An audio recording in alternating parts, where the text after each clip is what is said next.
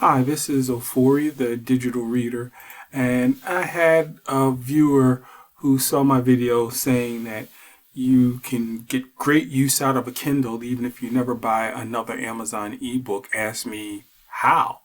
So this video is to show you a couple ways that you can use your Kindle and not buy any books from Amazon. This is me interrupting myself just to mention briefly. I'm calling this skill level 1 because I consider skill level 2 when you start pulling DRM from Kindle books or Adobe Digital Editions books, or if you're using some gray or shaky sites to get books.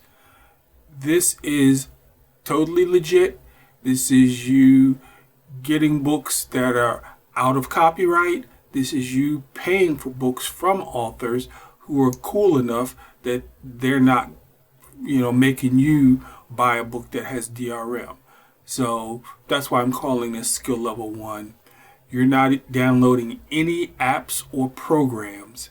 It's just you literally downloading and uploading your ebooks to web services. And so the first way I'm going to start out with is the easiest for people in the US, and that's just you can totally use Libby with your Kindle. And to use Libby with your Kindle, all you really have to do is go to Libby. And I generally, if I'm a person who I don't use Libby a lot because I have trouble waiting, but you can go to Libby and they actually have an available now section that you can just click that and it will pull up books and magazines and audio books that you can get right now without waiting, because there's no waiting list for them. So usually when I do that, I go ahead and I select for books just because I'm into books. And now we're going to kind of look at something, if there's something I might be interested in looking at right away. And bam, right away, I see lessons in chemistry. So I'm going to borrow that. And once I borrow it, it's going to give me an option to read with. And I'm going to choose read with Kindle. It'll go ahead and pull up the Kindle, and I choose get library book. And boom, the book's in my cloud. So once the book's in my cloud, then all I really have to do is go to my Kindle device and download it. And I'll show you that at the end of my video. So the next thing you can do is definitely go to my website. And the reason why I recommend you go to my website is because my website has all of the DRM free ebook sellers that I did showcases of, and it also has my top 5 current DRM free ebook sellers.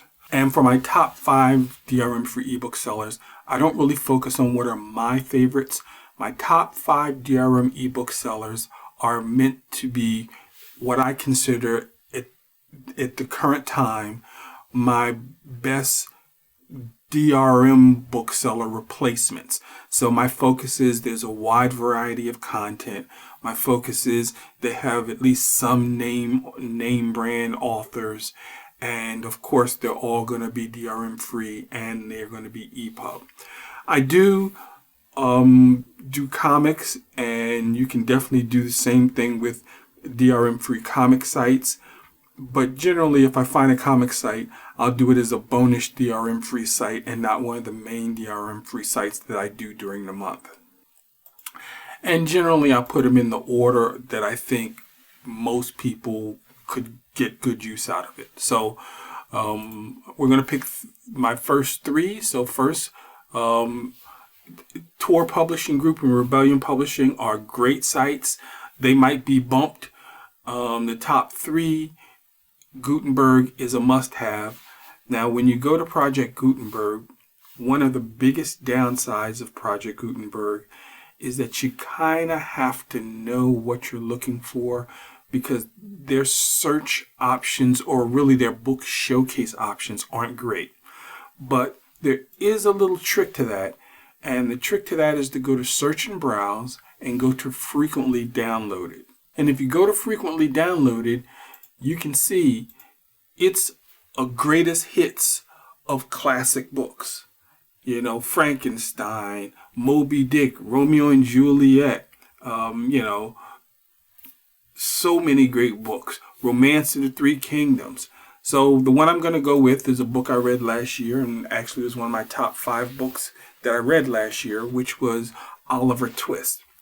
And when you go there, you can see that they give you a whole bunch of different ways to download it. And what we're going to be choosing is EPUB 3, and you can even see it says e-readers including send to Kindle. So that sounds like a no-brainer. So I'm going to go ahead and click that. So once the book downloads, what I generally like to do is, if the book has some weird wording or letters or titles, I just replace that with the name of the book. Makes it easy. It doesn't really change anything, because actually what they title it doesn't really show up. Whenever you download your book using Send to Kindle, it pulls from the metadata, not the title, but it just makes it a little bit cleaner. So I'm going to go ahead and just change it to Oliver Twist, so at a glance I can see what the file name is. And you can store this file. You don't have to store this file on your computer. You definitely can store it in a folder, but remember, we're using Send to Kindle, which means we're going to send it to the cloud, and it's going to be up in the cloud whenever you need it. So you definitely can store it in a file and put it away, but you won't have to download this or really mess with this file again. You know, so just tuck it someplace and keep it safe. So now that I've downloaded Oliver Twist, the next thing I want to do is just kind of pull up a tab for the Send to Kindle website. And to do that, you just go to Amazon, you search Send to Kindle, and then they'll pull up a couple different options. I just generally use their website because, like I said, I like to pull up the tab. So we've pulled up the Send to Kindle tab, and now let's get back to getting books. So the next site I'm going to go to is Bloomsbury. Bloomsbury is a site that has a ton of big name authors and a ton of great books. You can kind of take a look and see, but they just have an incredibly wide variety of books. What I'm going to do is I'm just going to a book that I already bought, and I'm going to re-download that. And that was The Wood at Midwinter by Susanna Clark. So I already purchased it, so I'm going to go ahead and download it. Once again, DRM free, and this is Susanna Clark. She's a decent sized name. Once I'm going to download the EPUB, and once the EPUB downloads it, once again, I'm just going to go ahead and rename this, rename the file of the name of the book, just so it's a little bit cleaner.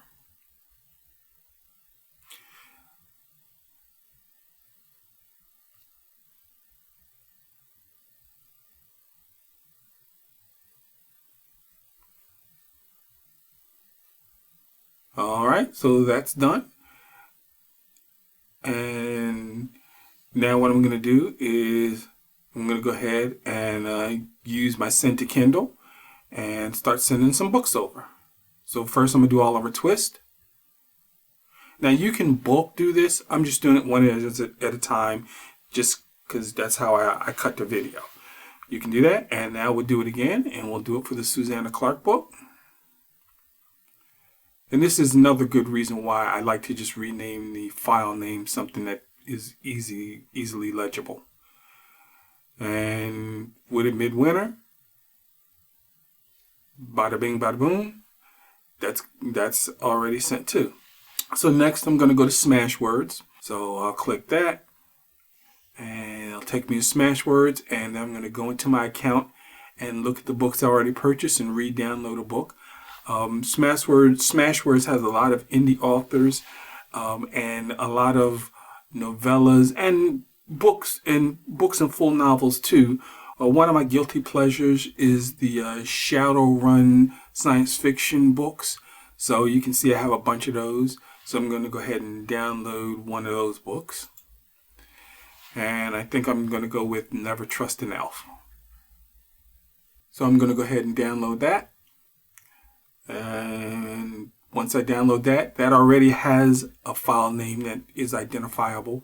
So I can just jump to send to Kindle. And once again, go ahead and send it.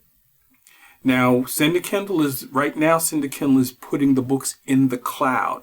So I'm going to go to my content library in Amazon, and you'll be able to see I have 2 books. And basically anything that's considered a book by Amazon is Amazon's own content.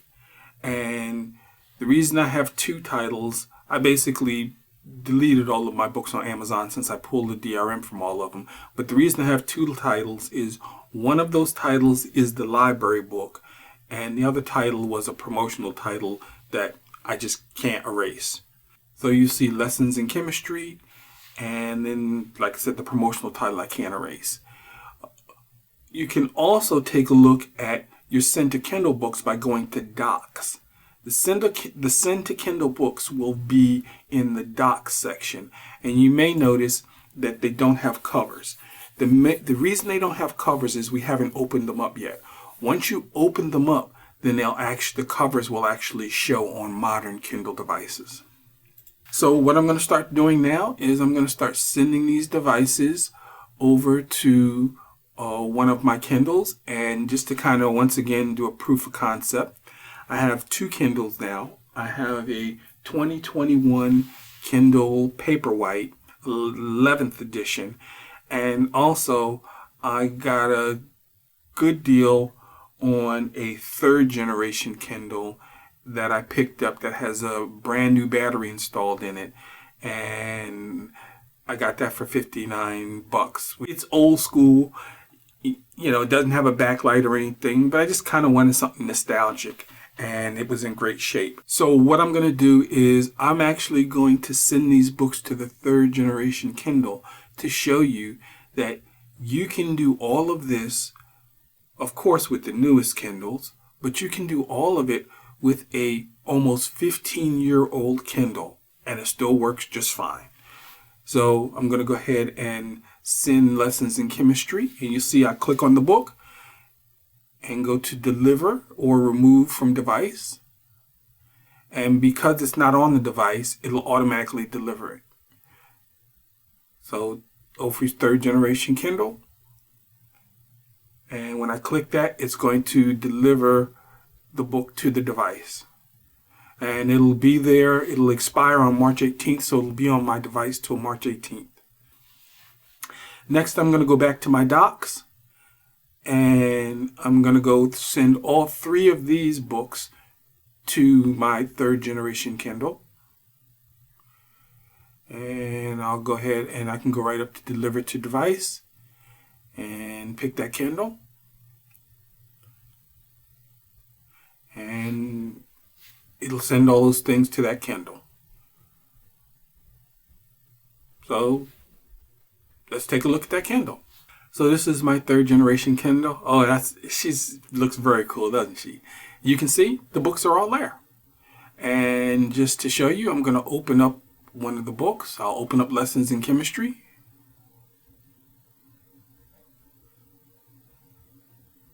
And there you go. So now I'm going to show you on my 2011 Kindle that these books aren't downloaded on the Kindle. They're still in the cloud, but you'll see what happens when I do decide to download them, which I absolutely can do. Lessons in Chemistry isn't downloaded, but it shows the cover because it's a Kindle book. But you'll see as soon as I download the other books, boom, the covers show up. So those books are now on both my Kindles. I can totally read them. Once I'm done reading them, then I can delete them off my devices and they will still stay in the cloud. As a matter of fact, before I left Kindle, I had about 400 books in as Kindle documents. So that was 500 books that just weren't Kindle books, had nothing to do with Kindle, that were in the Kindle cloud. I never had any problems with them. So hopefully that's helpful. Obviously, I'm still always here if you have any questions. One other thing I should mention is when you do put a book in the cloud, then it stays in the cloud unless you delete it from the cloud. So you can put it in the cloud, download it to your Kindles. When you're done reading off your Kindle, you can delete it off your Kindles, and it will still stay in the cloud unless you literally go into Amazon, go to your documents, and delete it from the cloud, or you choose the document and you choose to permanently delete it on your Kindle. So hopefully this is helpful. This is Ofori, the digital reader, and keep reading.